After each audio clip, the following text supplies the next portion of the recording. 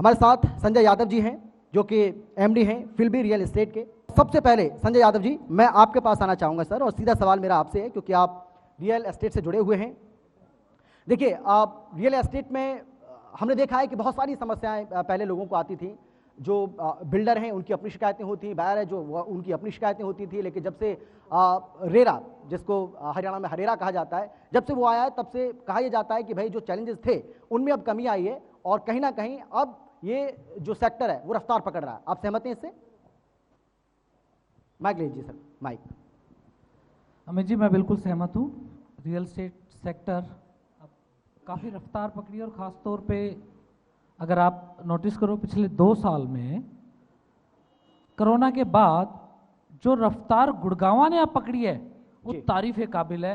आप विश्वास करेंगे, कोरोना के टाइम जो जमीन 50,000 रुपये गज थी वो 1 लाख रुपये गज पहुंच गई। इतनी डिमांड गुड़गांव में बढ़ी है, तो गुड़गांव में लोगों की जो विश्वसनीयता है ना वो बहुत ज़्यादा मायने रखती है गुड़गांव को लेके, और गुड़गांव को लोग अपने आप को एक आइडियल मान के चल रहे हैं और यहाँ विश्वास कर रहे हैं। दूसरा, आपने बात की हरेरा की। हरेरा, देखो, हर शहर को जब डेवलप होना होता है तो बहुत सारी बिल्डर्स आते हैं, काम करते हैं, और टाइम बाय टाइम चीज़ें मिसमैनेज भी होती हैं, और रियल एस्टेट में भी बहुत सारी मिसमैनेजमेंट हुई। 2015 से पहले जो भी बिल्डर लॉबी करती थी उसका फुल फ्लैश राइट होता था, वो अपने हिसाब से अपना स्टॉक बाजार में बेचती थी, बायर खरीदता था, पर उसको कंट्रोल करने के लिए कोई बॉडी नहीं थी। ऑल ओवर इंडिया, पूरे देश में रेरा बना। उसके बाद हरियाणा में भी हरेरा का गठन हुआ जी।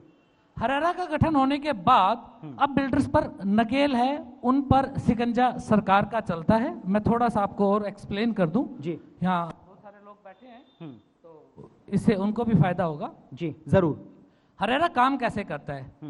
जब भी कोई प्रोजेक्ट बाजार में लॉन्च के लिए आता है तो उसको एक सर्टिफिकेट लेना होता है अपना माल बेचने के लिए, और जब वो हरेरा में यहाँ रजिस्टर्ड करता है तो उसकी सारी लीगल टेक्निकलिटीज हरेरा चेक करता है। उसके पास जमीन है नहीं है, उसके पास लाइसेंस है नहीं है, सारे फाइनेंशियल कैसे हैं, ये सब चीजें हरेरा चेक करता है। उसके बाद ही वो कोई भी बिल्डर अपना प्रोजेक्ट बाजार में बेचता है।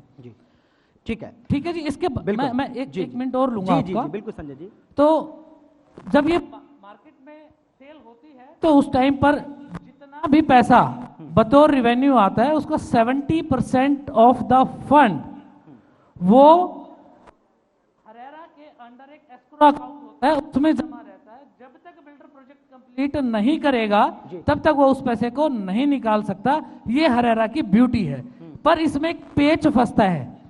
एक पेच कहाँ फंसता है? 2015 से पहले के जो प्रोजेक्ट हैं वो भी आज मेरे हरेरा के अंदर आ गए, और 2015 से पहले चूंकि कंट्रोल नहीं था सरकार का, तो लोगों ने जो बिल्डर्स थे उन्होंने 90-95% पैसा ले लिया और प्रोजेक्ट कंप्लीट नहीं किए।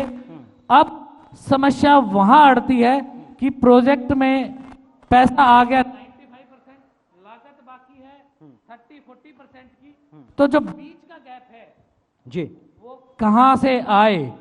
उस पॉइंट को लेके सरकार लोगों और बिल्डर में ठन गई है, और प्रोजेक्ट क्योंकि फाइनेंशियल क्राइसिस में आ जाते हैं और वो प्रोजेक्ट अधूरे लटके हुए हैं, जो इस इंडस्ट्री के लिए सबसे दुखद और बुरी बात है।